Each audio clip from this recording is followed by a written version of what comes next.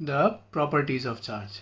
ठीक है क्लास, इसमें डिस्कस करेंगे हम अबाउट द प्रॉपर्टीज़ और you can say the characteristics of properties और you can say the characteristics of charge. ठीक है, प्रीवियस लेक्चर में हमने डिस्कस किया था about the charge and its unit के बारे में, चार्ज क्या होता है और चार्ज की यूनिट क्या होती है क्लास। ठीक है, उसको पढ़ना थोड़ा ज़रूरी था उस समय।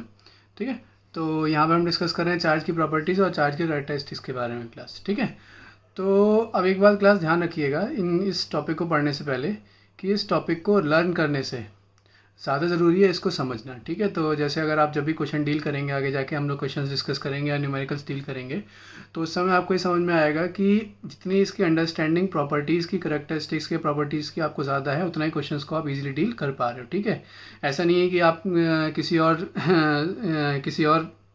क्या बोलते हैं, मतलब किसी और टॉपिक की तरह आपने इसको लर्न कर लिया, नहीं है तो मगअप कर लिया, इससे आपका काम चल जाएगा, तो ऐसा नहीं होगा। ठीक है, तो समझते जाइए। अगर कोई दिक्कत आ रही है तो आप कमेंट सेक्शन में फ्री हैं कमेंट करने के लिए कि सर यहाँ समझ में नहीं आया, यहाँ समझ में नहीं आया। ठीक है, तो हम लोग डिस्कस करते हैं about the properties of charge. ठीक है, तो जो फर्स्ट या बेसिक प्रॉपर्टी हम लोग डिस्कस करेंगे, तो the first property is about the interaction of charges. First property is about the interaction of charges. Charge interact कैसे करेंगे। इंटरेक्शन का मतलब क्या हो गया, जैसे क्लास हमने डिस्कस किया था about the types of charges. For example, if there are two body और there are two charge particle, पहले का चार्ज फर्स्ट पे पॉजिटिव चार्ज है और दूसरे पर भी पॉजिटिव चार्ज है, तो क्लास अगर ये दोनों चार्ज पार्टिकल एक दूसरे के पास में हैं तो इनकी टेंडेंसी होगी एक दूसरे पर एक रिपल्सिव फोर्स अप्लाई करने की। तो हम बोल सकते हैं कि ये दोनों जो लाइक चार्ज हैं, एक जैसे, मतलब plus plus, they will repel. ये इसको रिपेल करेगा, ये इसको रिपेल करेगा, मतलब एक दूसरे से दूर जाने की कोशिश करेंगे। सिमिलरली हम बात कर रहे हैं, अगर जैसे ये पॉजिटिव चार्ज, सिमिलरली अगर हम बात कर रहे हैं अगर एक नेगेटिव चार्ज है, यहाँ पर भी एक चार्ज कैसा है, ये भी नेगेटिव चार्ज है। अभी ज़रूरी नहीं है एक्सटेंडेड बॉडीज़ हो, ये चार्ज पार्टिकल्स भी हो सकते हैं, ये चार्ज बॉडीज़ भी हो सकती हैं। ठीक है, तो जब भी लाइक चार्जेस हैं तो इन दोनों की टेंडेंसी भी होगी एक दूसरे को रिपेल करने की। ठीक है, तो कंबाइंडली हम लोग बोल देंगे कि लाइक का मतलब क्या हो गया, एक जैसे charge particles, they always repels each other. ठीक है, ये जो चार्ज पार्टिकल हैं ये एक दूसरे को रिपेल करेंगे, दूसरे को रिपेल मतलब एक दूसरे से हमेशा दूर जाने की कोशिश करेंगे जब भी हम इनको पास में लेके आएंगे, या जब भी ये इलेक्ट्रोस्टैटिकली आपस में इंटरेक्ट करेंगे बाय एनी हाउ। ठीक है, नेक्स्ट हम लोग बात कर लेते हैं, जैसे हमने कंसिडर किया यहाँ plus plus charge, plus plus या माइनस माइनस। सिमिलरली अगर आपसे बोल दिया जाए कि अगर आपके पास दो चार्ज बॉडीज़ हैं, एक पर पॉजिटिव चार्ज है और दूसरी बॉडी पर कैसा है, नेगेटिव चार्ज है। ठीक है, या फिर बोल दिया इस पर नेगेटिव चार्ज है, या फिर बोल दिया आपने इस पर कैसा है, पॉजिटिव चार्ज है, तो इसमें क्लास क्या होगा, तो इनका जो बिहेवियर होगा या इनका जो इंटरेक्शन होगा वो इनसे थोड़ा सा क्या हो जाएगा, इनसे बिल्कुल अपोजिट हो जाएगा। इस केस में क्या कर रहे थे, एक दूसरे से दूर जा रहे थे, इस केस में क्या हो जाएगा, इस केस में एक दूसरे के पास आने की कोशिश करेंगे, मतलब ये क्या करेंगे, एक दूसरे को अट्रैक्ट करेंगे, मतलब they will try to move towards each other. ठीक है, तो हम लोग क्या बोलेंगे कि अगर अनलाइक चार्ज पार्टिकल हैं, अनलाइक का मतलब चार्ज पार्टिकल्स अगर अलग अलग हैं, then they will attract each other. ठीक है क्लास, जैसे आपने 10th क्लास में दे विल अट्रैक्ट और we can say they attracts. ठीक है, ये हमेशा अट्रैक्ट करेंगे। तो क्लास जैसे आपने 10th क्लास में थोड़ा बहुत इसके बारे में स्टडी किया होगा, जैसे 10th क्लास में आपने मैग्नेट्स के बारे में पढ़ा होगा कि जैसे आपने देखा होगा प्रैक्टिकली आप देखते कोई मैग्नेट है, तो अगर मैग्नेट के आपने ले लिया कि एक ये नॉर्थ पोल है और ये एक साउथ पोल है। ठीक है, जब भी दोनों को एक दूसरे के पास में लेके आते हैं, दोनों एक दूसरे की तरफ मूव करने की कोशिश करते हैं। अगर आपने बचपन में मैग्नेट से खेला हो तो आपने देखा होगा कि जैसे ही मैग्नेट के आप फेस बदल देते हो तो उन दोनों पे लगने वाला फोर्स वो या तो एक दूसरे को अपनी तरफ खींचने लगते हैं, या एक दूसरे को दूर की तरफ मीन्स रिपेल करने लगते हैं। ठीक है, तो ऐसा ही क्लास इसमें चार्जेस के साथ में होता है। अब चार्जेस आप प्रैक्टिकली तो ऐसे करके देख नहीं सकते हो, बट हम आप ऐसे अज्यूम कर सकते हो। चार्जिंग वाले केस में हम लोग स्टडी करेंगे कि कैसे हम बॉडीज़ को क्या कहते हैं हम लोग चार्ज करेंगे, और चार्ज करने के बाद में हम इसको हम क्या करते हैं, प्रैक्टिकली भी एनालाइज कर सकते हैं। ठीक है, तो ये था class about the interaction of charges. तो क्लास अगर बेसिक बात करें तो बेसिक हमने बोल दिया कि plus plus means like charges क्या कर रहे हैं, रिपेल कर रहे हैं, minus minus means like charge यहाँ कर रहे हैं, रिपेल कर रहे हैं, प्लस प्लस माइनस यहाँ अट्रैक्ट करेंगे, माइनस प्लस अनलाइक ये क्या करेंगे, अट्रैक्ट करेंगे। ठीक है, तो क्लास अगर फॉर एग्जांपल आपसे पूछ लिया जाए कि एक सिंपल एक FAQ बनता है, तो जैसे यहाँ से अब मैं क्या करना चाह रहा हूँ कि मैं यहाँ पे एक वीडियोस थोड़ा इंटरेक्टिव बनाने के लिए एक सीरीज़ स्टार्ट करूँगा, जिसमें मैं आपको छोटे छोटे बेसिक क्वेश्चंस दिया करूँगा, जिसको मैं बोलता हूँ फ्रीक्वेंटली आस्क्ड कॉन्सेप्चुअल क्वेश्चंस। ठीक है, तो ये क्वेश्चंस हो सकता है मैं आपको वीडियोस के बीच में भी दूं, हो सकता है ये जो क्वेश्चंस है मैं आपको डिस्क्रिप्शन में दे दूं, जिससे क्या हो जाएगा, जिससे आप ये देख पाओगे कि आपने जो लर्न किया या समझा ये कितना कितना आपने इसमें गेन किया, कितना गेन नहीं किया। अगर कोई कॉन्सेप्चुअल क्वेश्चन आ जाता है तो आप उसको कैसे डील करेंगे। अगर आप किसी कंपटीशन को भी देख रहे हैं, किसी कंपटीशन के एग्जाम को देख रहे हैं, जेई के एग्जाम को देखते हैं, नीट के एग्जाम को देखते हैं, या फिर सीबीएसई में भी कई बार देखते हैं, तो कई बार ऐसा होता है, मेनली जेई या नीट में तो ऐसा होता ही है कि डायरेक्ट क्वेश्चन आपसे नहीं पूछा जाता है, तो वहाँ पे आपकी कॉन्सेप्ट बिल्डिंग बहुत ज़्यादा ज़रूरी हो जाती है। ठीक है, तो पढ़ने के साथ साथ हमें सिर्फ पढ़ना नहीं है और ये भी चेक करते हुए चलना है कि हम लोग की अंडरस्टैंडिंग बन रही है कि नहीं बन रही, या फिर पहले जो आप शायद आप में से कुछ इसको पहले पढ़ चुके हो, तो पहले जो आपने पढ़ा वो कितना स्ट्रांग है, आपने पढ़ा या नहीं पढ़ा, कुछ रह तो नहीं गया।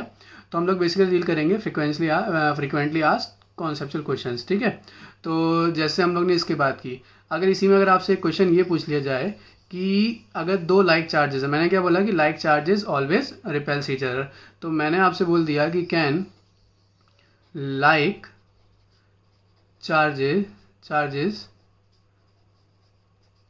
Attract each other.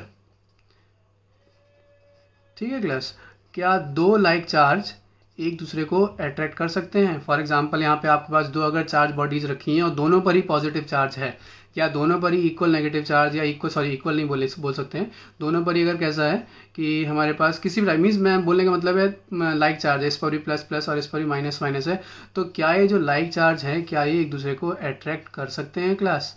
ठीक है, तो इसको थोड़ा सोचिए। ठीक है, जो इस क्वेश्चन को मैं डिस्कस करूँगा नेक्स्ट लेक्चर में डिस्कस करूंगा मैं कि इसका आंसर क्या होगा। आप तब तक इसको सोचिएगा कि यहाँ पर क्या है, कि इसका मीनिंग क्या है, मतलब क्या ऐसा हो सकता है कि नहीं हो सकता है, क्या ऐसा हमेशा ज़रूरी है कि जो लाइक चार्जेस हैं वो लाइक चार्जेस हैं वो रिपेल ही करेंगे, क्या लाइक चार्ज कभी अट्रैक्ट नहीं कर सकते। ठीक क्लास, तो ये आप क्वेश्चन एक थोड़ा सोचिएगा इसके बारे में, हम लोग इसको आगे डिस्कस करेंगे, इसका आंसर मैं आपको बताऊँगा। ठीक है, तो ये क्लास पहली प्रॉपर्टी थी about the interaction of charges. ठीक है, चलिए देखिए अब क्लास नेक्स्ट प्रॉपर्टी पर आते हैं। Next property is simply additivity. Next property is additivity class. ठीक है, तो एडिटिविटी हम नेक्स्ट प्रॉपर्टी को हमें स्टडी करना है क्लास।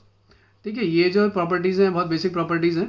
ठीक है, इनके हेडिंग्स को देख के, इनके टाइटल्स को देख के आप इनका मीनिंग समझ सकते हैं, एडिटिविटी की बात कर रहे हैं। ठीक है, तो क्लास अभी तक हम बात करते हैं एक सिंगल बॉडी की, सिंगल बॉडी पर पॉजिटिव चार्ज है, नेगेटिव चार्ज है। अब फॉर एग्जांपल अगर एक ऑब्जेक्ट है, ठीक है, इसको आपने यहाँ से प्रोवाइड किया चार्ज Q1 और यहाँ से प्रोवाइड कर दिया आपने चार्ज Q2। ठीक है, ये दोनों चार्ज प्रोवाइड करने के बाद में अगर आपसे पूछा जाए what is the net charge, body पर नेट चार्ज क्या होगा। ठीक है, तो ये सिंपली हम लोग क्या बोल सकते हैं, ये जो चार्ज है या चार्ज जो भी प्रॉपर्टी है इट विल फॉलो एडिटिविटी मतलब the charge on the two bodies can be added और सब्ट्रैक्टेड एल्जेब्रिकली। ठीक है, एल्जेब्रिकली तो इसका मतलब देखिए क्लास करते हैं, इसको हम पहले नोट कर लेते हैं कि the charge on a body बोल सकते हो आप, इसको ऑब्जेक्ट भी बोल सकते हो। ठीक है, ऑन अ बॉडी और ऑब्जेक्ट, ऑन अ बॉडी और ऑब्जेक्ट, इसमें लिख देते हैं the net charge on a body और object is always equal to the algebraic sum। देखिएगा algebraic में इतना जोर क्यों दे रहा हूँ बताऊंगा अभी आपको। algebraic sum of different charge या different charges provided to it। ठीक है, आप इसको जो भी चार्ज प्रोवाइड करेंगे डिफरेंट, ठीक है, उसका नेट algebraic sum हो जाएगा क्लास। ठीक है, जैसे आपने यहाँ पे दिया चार्ज Q1 और Q2, तो जो Q नेट हो जाएगा, Q net will be simply equal to Q1 plus Q2। अब ये दो डिफरेंट चार्ज की बात नहीं कर रहा हूँ, for example n number of charge अगर आपको देंगे तो जो नेट चार्ज होगा वो सबका सम हो जाएगा। फॉर एग्जांपल बहुत ही बेसिक एग्जांपल है, सिंपली सपोज आपने इसको यहाँ से दिया -5 कूलम चार्ज, यहाँ से दिया -3 कूलम चार्ज और यहाँ से दिया आपने इसको 2 कूलम चार्ज। अब इस पर नेट चार्ज कितना हो जाएगा, सिंपल है क्लास, तो सिंपली इसका जो नेट चार्ज होगा कितना हो जाएगा, यहाँ पर हम बोल सकते हैं Q1 plus Q2 plus Q3, तो बोलते हैं कितना हो जाएगा 2 प्लस ऑफ -3 प्लस ऑफ -5। ठीक है, तो कितना होगा -5 -3 -8 और क्लास हम बोल सकते हैं यहाँ पर जो नेट चार्ज हो जाएगा कितना हो जाएगा -6 कूलम क्लास। ठीक है, ये आपको बहुत सिंपल लग रहा होगा, बट जब क्लास का एप्लीकेशन आएगा तो कई बार ये क्या होता है, माइंड से स्किप हो जाता है। तो ये नेट चार्ज हो गया इसका -6। तो क्लास यहाँ जो माइनस है, माइनस पे ध्यान रखिएगा, माइनस जो नेगेटिव साइन है यहाँ पर, नेगेटिव साइन जो है क्लास, ये जो नेगेटिव साइन है ये चार्ज के मैग्नीट्यूड को रिप्रेजेंट नहीं कर रहा है। नेगेटिव का मतलब जो चार्ज का नेचर है वो कैसा है, नेगेटिव है। तो जब कभी भी चार्ज रिप्रेजेंट किया जाता है तो उसमें दो चीज़ें होती हैं, एक तो मैग्नीट्यूड और दूसरा नेचर। ठीक है, नेचर बताता है कि चार्ज किसकी वजह से, इलेक्ट्रॉन्स की वजह से, प्रोटॉन्स की वजह से। ठीक है, और नेट चार्ज कितना है, नेट का बॉडी का नेचर कैसा है। ठीक है, तो नेगेटिव यहाँ पर नेचर के नेगेटिव यहाँ पर क्या हो जाएगा, negative is the nature and 6 is the magnitude. ठीक है क्लास, तो ये हो गया अबाउट द एडिटिविटी। अब जैसे बोला जाएगा कि मैंने ये बोला कि एल्जेब्रिक सम ही क्यों होगा, क्यों क्लास देखिए ध्यान रखिएगा, एक और इसमें एक और प्रॉपर्टी जो मैं इसमें इंक्लूड कर देता हूँ, जिसको बोला जाता है कि charge is a scalar quantity. ठीक है, तो क्लास ध्यान रखिएगा, चार्ज कैसी क्वांटिटी है, चार्ज है एक स्केलर क्वांटिटी। अब चार्ज अगर एक स्केलर क्वांटिटी है तो इसका मीनिंग अपने आप हो गया कि जब भी आप किसी बॉडी पर नेट चार्ज डिटरमाइन करना होगा तो आप उसका हमेशा एल्जेब्रिक सम नहीं करोगे। ये और आपको ये भी बताता है कि चार्ज के साथ में कोई भी डायरेक्शन एसोसिएटेड नहीं है। ठीक है, चार्ज में कोई भी डायरेक्शन नहीं है, चार्ज के साथ में कोई भी डायरेक्शन एसोसिएट नहीं है। अगर डायरेक्शन एसोसिएट हो जाता तो हम उसको वेक्टर बोल भी सकते थे और वेक्टर नहीं भी बोल सकते थे, बट यहाँ पर हमें ध्यान रखना है चार्ज के साथ में कोई भी डायरेक्शन एसोसिएट नहीं है। अब ये सिंपल लग रहा है क्योंकि हम इसको इलेक्ट्रोस्टैट में स्टडी कर रहे हैं, डायरेक्शन हमने कंसीडर किया ही नहीं है। फॉर एग्जाम्पल अगर चार्ज फ्लो करेगा तो क्या होगा, तो जिस डायरेक्शन में चार्ज फ्लो कर रहा है क्या उस डायरेक्शन को कंसीडर किया जाएगा कि नहीं किया जाएगा, और अगर उस डायरेक्शन को कंसीडर किया तो उसके बेसिस पे उसका वेक्टर बोला जाएगा कि नहीं बोला जाएगा। ये क्लास हम लोग इलेक्ट्रोडायनामिक्स में स्टडी करेंगे और स्पेसिफिकली आपको बता दूं हम लोग करंट इलेक्ट्रिसिटी में इसको डिस्कस करेंगे। तो यहाँ पर आपको ध्यान रखना है कि चार्ज कैसी क्वांटिटी है, चार्ज स्केलर क्वांटिटी है, जो बॉडी पर नेट चार्ज होगा वो सबका एल्जेब्रिक सम होगा। ठीक है क्लास, तो हमने दो प्रॉपर्टी स्टडी की, पहली property about the interaction of charges, second property is the additivity of charges. ठीक है, अगर आपको कोई दिक्कत आ रही है तो आप इसको फिर से प्ले कर सकते हैं, और कोई भी अगर दिक्कत आपको अगर समझ में नहीं आ रहा है, कहीं भी कोई कॉन्सेप्ट में दिक्कत आ रही है तो आप कमेंट सेक्शन में मेरे को बोल सकते हैं। और इस वीडियो किस तरीके से इंप्रूव किया जाए, कैसे इंटरेक्टिव बनाएं आप लोग इस वीडियोज़ को, तो आप वो भी अपने सजेशन आप दे सकते हैं। ठीक है क्लास, तो ये था about the interaction and additivity of charge. चलिए क्लास नेक्स्ट डिस्कस करते हैं, नेक्स्ट प्रॉपर्टी। ठीक है, the next property is that charge is conserved, charge is conserved class. ठीक है, तो क्लास आपने जैसे 11th क्लास में स्टडी किया होगा conservation of mass, conservation of momentum, इस तरीके से क्लास क्या है, एक यूनिवर्सल प्रॉपर्टी है जिसमें हम ये स्टडी करते हैं कि बॉडी का चार्ज क्या है, कंजर्व्ड है। कंजर्व्ड का मतलब आपको पता ही होगा यहाँ पर। ठीक है, तो देखिए, तो चार्ज कैसा है, बॉडी पर कंजर्व्ड है। तो क्लास इसको स्टडी करने से पहले कुछ अजम्पशंस लेंगे कि कहाँ हम ये प्रॉपर्टी अप्लाई कर पाएंगे, कहाँ इस प्रॉपर्टी को हम अप्लाई नहीं कर पाएंगे क्लास।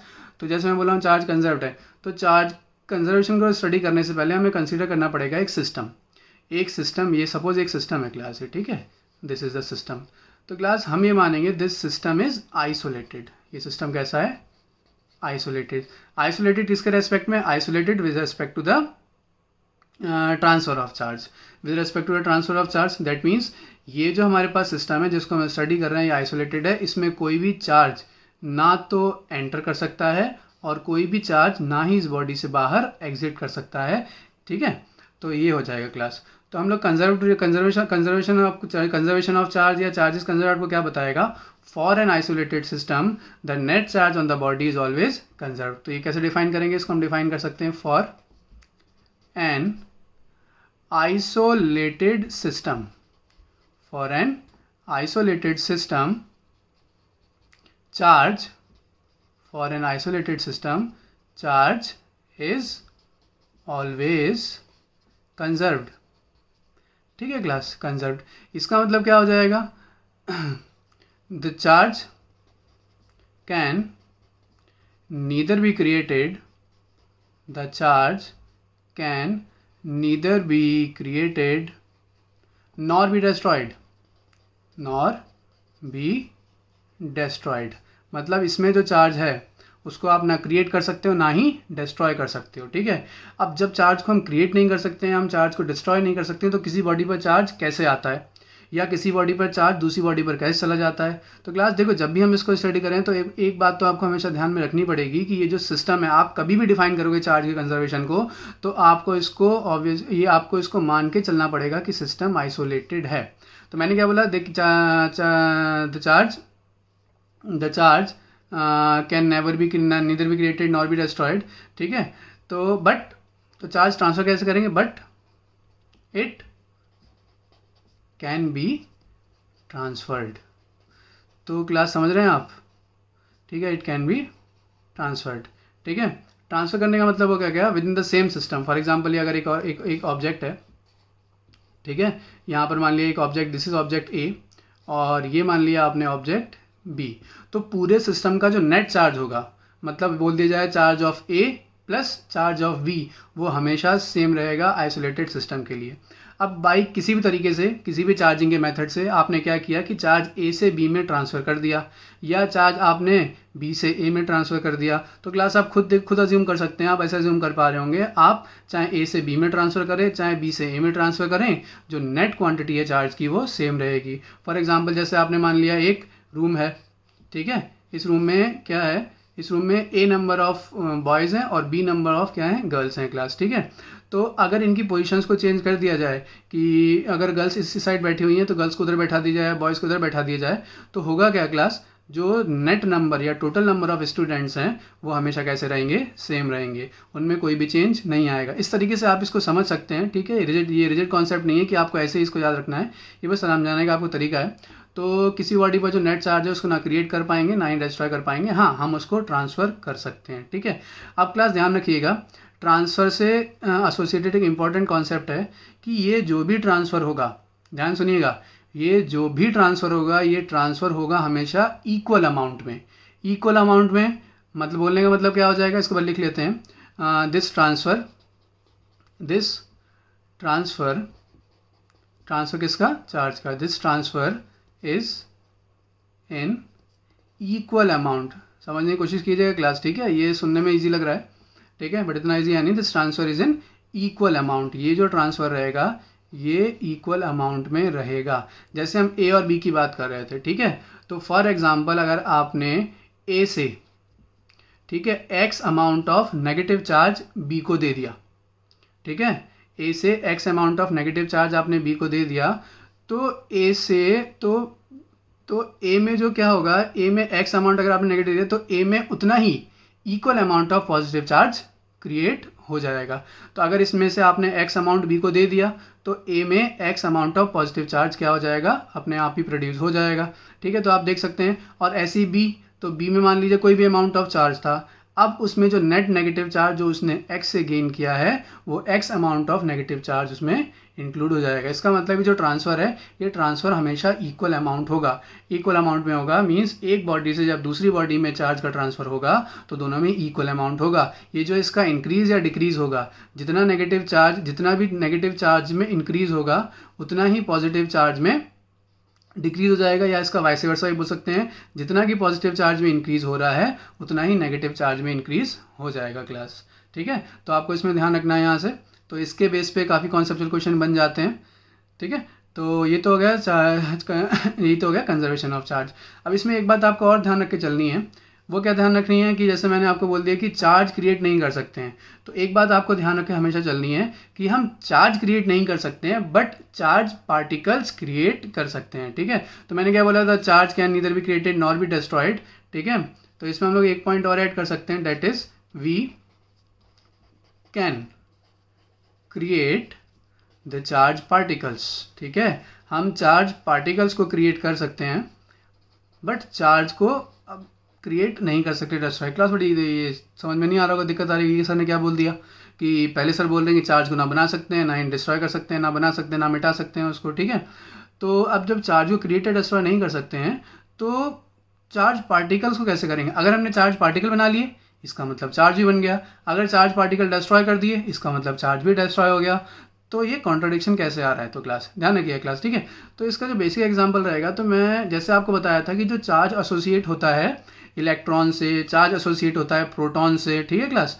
तो इलेक्ट्रॉन प्रोटॉन से चार्ज एसोसिएट होता है, तो हम क्या कर सकते हैं, कोई भी फ्रेश इलेक्ट्रॉन या फ्रेश प्रोटॉन को क्रिएट कर सकते हैं। जैसे एग्जांपल हम लोग बात करते हैं किसी बीटा डिके की एग्जांपल बात करते हैं हम लोग क्लास, ठीक है। तो जब हम बीटा डिके की बात करते हैं तो आपने 11th क्लास में केमिस्ट्री में स्टडी किया होगा, या मैं बता देता हूँ यहाँ पर आपको कि जब बीटा डिके की बात करते हैं तो बीटा डिके में क्या होता है कि जो हमारी जब बीटा डीके होता है तो उसमें क्लास क्या होगा कि जो हमारे पास न्यूट्रॉन है, ये जो न्यूट्रॉन है ये कन्वर्ट हो जाता है एक फ्रेश प्रोटॉन में। किस में कन्वर्ट हो जाता है? फ्रेश प्रोटॉन में कन्वर्ट हो जाएगा, प्रोटॉन में कन्वर्ट हो जाएगा। और साथ में क्या हो जाएगा, ये प्रोड्यूस करेगा, साथ में it produces a fresh electron. ठीक है, एक इलेक्ट्रॉन ये प्रोड्यूस कर देगा क्लास। ठीक है, एक इलेक्ट्रॉन ये फ्री कर देगा। तो यहाँ पर हुआ क्या, पूरे सिस्टम के नेट चार्ज पार्टिकल्स कैसे रहे? सेम रहे। ठीक है, नेट चार्ज क्या हुआ, नेट चार्ज का डिस्ट्रीब्यूशन भी हो गया। और नेट चार्ज का डिस्ट्रीब्यूशन होने के बाद भी हमने चार्ज पार्टिकल क्रिएट तो कर दिए, बट हम क्या कर रहे हैं क्लास, ये चार्ज जो है, चार्ज अभी भी बॉडी पर उतना ही है। अगर आप देखते हैं यहाँ पर x और x से अगर y, यहाँ पे x हमारे पास क्या है, रिएक्टेंट्स हैं, y हमारे पास अगर प्रोडक्ट है, तो टोटल नंबर ऑफ चार्ज आप जब भी देखेंगे किसी भी न्यूक्लियर रिएक्शन में, तो क्लास क्या होता है, या केमिकल रिएक्शन देखते हैं न्यूक्लियर रिएक्शन में, तो उसमें क्लास क्या होगा, जितने नंबर ऑफ चार्ज क्या रहेगा, जो टोटल अमाउंट ऑफ चार्ज है वो कैसा रहेगा, सेम रहेगा। हाँ, इलेक्ट्रॉन ऐड भी हो सकते हैं, इलेक्ट्रॉन रिमूव भी हो सकते हैं। एक नया इलेक्ट्रॉन जो जब बेसिकली किस में होगा, ये न्यूक्लियर रिएक्शंस में होगा, जिसमें फ्रेश इलेक्ट्रॉन या फ्रेश पॉजिट्रॉन्स या न्यूट्रिनो या एंटी न्यूट्रिनो फॉर्म हो जाएंगे क्लास। ठीक है, तो आपको इसको इस बात को ध्यान रखना है। तो हमने क्लास अभी तक 3 प्रॉपर्टीज स्टडी कर ली।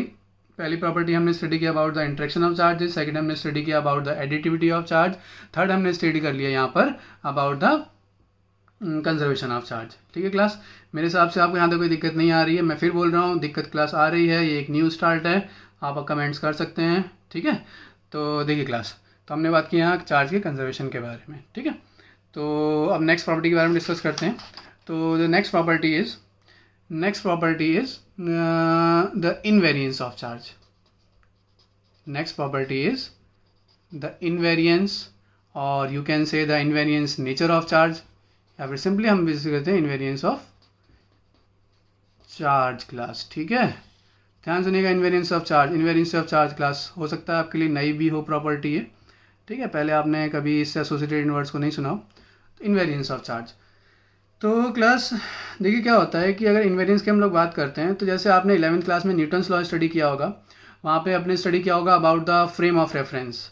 तो जब फ्रेम ऑफ रेफरेंस आपने स्टडी किया होगा इनर्शियल या नॉन इनर्शियल, ठीक है, तो क्लास क्या हो जाएगा, फ्रेम ऑफ रेफरेंस हमें हेल्प करता है बॉडी के रिलेटिव पोजीशन को डिटरमाइन करने में। ठीक है, तो अब जैसे क्या होता है कि हो सकता है किसी एक फ्रेम के रेस्पेक्ट में ऑब्जेक्ट रेस्ट पर हो, और दूसरे फ्रेम के रेस्पेक्ट में बॉडी कैसी हो, दूसरे फ्रेम के रेस्पेक्ट में बॉडी मोशन में हो। जैसे हम लोग जैसे बेसिकली आपको बताया था, फॉर एग्जांपल एक ट्रेन है क्लास, अगर ये, ठीक है, इस ट्रेन में क्या हो जाएगा, इस ट्रेन में अगर एक ये प्लेटफॉर्म है, ठीक है, एक प्लेटफॉर्म पे यहाँ पर एक ये कोई पर्सन है, कोई ए पर्सन है, अब बी पर्सन यहीं पर दूसरे प्लेटफॉर्म पे है, जो सी पर्सन है वो किस में है, वो फॉर एग्जांपल मान लिया ट्रेन की विंडो में है। अब ट्रेन अगर क्या हो जाए, ट्रेन के अंदर है, अगर ट्रेन सपोज मूव करना स्टार्ट कर देती है, तो इसके रेस्पेक्ट में क्या होता है, जो हमारे पास पर्सन ए है, ये पर्सन बी है, ये पर्सन सी है, तो ए के रेस्पेक्ट में सी मोशन में, सॉरी सी के रेस्पेक्ट में ए मोशन में आपको दिखाई देगा, बट बी के रेस्पेक्ट में ए आपको मोशन में दिखाई नहीं दे रहा है क्लास। ठीक है, तो यहाँ पर हम क्या बोलते हैं कि बॉडी की जो वेलोसिटी होती है, बॉडी की जो स्पीड होती है, ठीक है, वो फ्रेम ऑफ रेफरेंस पर जो ऑब्जर्वेबल जो स्पीड या वेलोसिटी होती है, वो फ्रेम ऑफ रेफरेंस पर डिपेंड करती है। अब जो क्लास चार्ज होता है, तो ये जो चार्ज होता है क्लास, चार्ज को अगर मैकेनिक्स में देखा जाए तो charge is analogous to mass. ठीक है, चार्ज किसके एनालॉगस है, चार्ज मास के एनालॉगस है क्लास। अब हायर स्टडीज़ में देखा जाता है, इसमें बोला जाता है कि जो मास है, ठीक है, मास पर बॉडी के मोशन का इफेक्ट पड़ता है। जैसे हम एक फॉर्मूला स्टडी करते हैं कि m is equal to m naught upon root over 1 minus v square by c square. यहाँ पे m नॉट क्या है, this m naught is the rest mass, ये है बॉडी का रेस्ट मास क्लास। ठीक है, what is this m, this is the mass of the body at velocity v। c known है आपको, c is the speed of light, that is 3 into 10⁸ metre पर second. तो class कैसे होता है, अभी तक जो भी आप बेसिक क्वेश्चन हम लोग मैकेनिक्स में करते हैं, उसमें क्या देखते हैं कि बॉडी की स्पीड 5 मीटर पर सेकेंड, 10 मीटर पर सेकेंड, बहुत ज़्यादा मान लिया कि 50 मीटर पर सेकेंड, क्लास हम लोग ऐसे अज्यूम करते हैं। तो जब 10, 50 को इनको क्लास अज्यूम किया जाएगा 3 इंटू 10⁸ से, तो कंसिडरेबल नहीं है इसके कंपेरिजन में। ठीक है, तो कोई इफेक्ट नहीं पड़ता है। बट जब बॉडी की स्पीड या बॉडी की velocity light speed of light के इक्विवेलेंट या उसके आसपास कहीं ना कहीं या उसके रेस्पेक्ट में कंसिडरेबल हो जाती है, तो बॉडी के मास में एक रिलेटिव चेंज होना स्टार्ट हो जाता है क्लास। ठीक है, तो क्लास यहीं से यहीं से ओरिजिन होता है इस प्रॉपर्टी का कि अगर मास में चेंज होता है तो अगर बॉडी की स्पीड में चेंज आता है तो क्या चार्ज में भी चेंज होगा। तो इस प्रॉपर्टी में हमको यही स्टडी करना है इनवेरियंस में। तो क्लास यहाँ पे एक बात ध्यान सुन लीजिए, there is no effect of motion on the magnitude of charge. Body के चार्ज का जो भी मैग्नीट्यूड है वो कैसा रहेगा, सेम रहेगा। तो हम लोग क्या बोल सकते हैं, या फिर बोलेंगे कि फ्रेम ऑफ रेफरेंस का बॉडी का चार्ज फ्रेम ऑफ रेफरेंस के रेस्पेक्ट में कैसा रहेगा, सेम रहेगा। तो हम लोग यहाँ पे क्या ले सकते हैं, देयर इज, या फिर हम बोल सकते हैं जो चार्ज है, this charge is independent, this charge is independent of frame of reference. ठीक है, फ्रेम ऑफ रेफरेंस के रेस्पेक्ट में स्पीड वेलोसिटी अगर चेंज हो भी रही है तो चार्ज के मैग्नीट्यूड पर उसका कोई भी इफेक्ट नहीं पड़ेगा। या फिर हम लोग क्लास क्या बोल सकते हैं, और हम लोग बोल सकते हैं there is no effect of there is no effect of speed, ठीक है, on the magnitude of charge। ठीक है क्लास, समझ में आ जाएगा। तो इसको बोला जाएगा इनवेरियंस नेचर ऑफ चार्ज, या फिर बोलेंगे इनवेरियंस ऑफ चार्ज। क्लास समझ में आ रहा है आपको। ठीक है, तो हमने क्या स्टडी किया, सिंपली मैं आपको एक स्टेटमेंट में बोल देता हूँ कि किसी बॉडी की स्पीड का, किसी बॉडी की वेलोसिटी का या फ्रेम ऑफ रेफरेंस के चेंज होने पर चार्ज के मैग्नीट्यूड पर या चार्ज पर कोई भी इफेक्ट नहीं पड़ेगा। इस प्रॉपर्टी को बोला जाएगा इनवेरियंस ऑफ चार्ज। क्लास ठीक है, तो हमने 4 प्रॉपर्टी पढ़ ली। पहला पढ़ लिया हमने इंटरेक्शन ऑफ चार्ज, सेकंड पढ़ लिया एडिटिविटी, थर्ड पढ़ लिया हमने कंजर्वेशन ऑफ चार्ज, और you can say charge is conserve, और third is invariance of charge. Class ठीक है, तो होप सो आपको यहाँ से सब क्लियर हो गया होगा। तो ये क्लास हमने बेसिक 4 प्रॉपर्टी पढ़ ली क्लास। ठीक है, अब नेक्स्ट लेक्चर में हम नेक्स्ट कह रहा हूँ, अभी हम आगे स्टडी करते हैं अनदर प्रॉपर्टी, दैट इज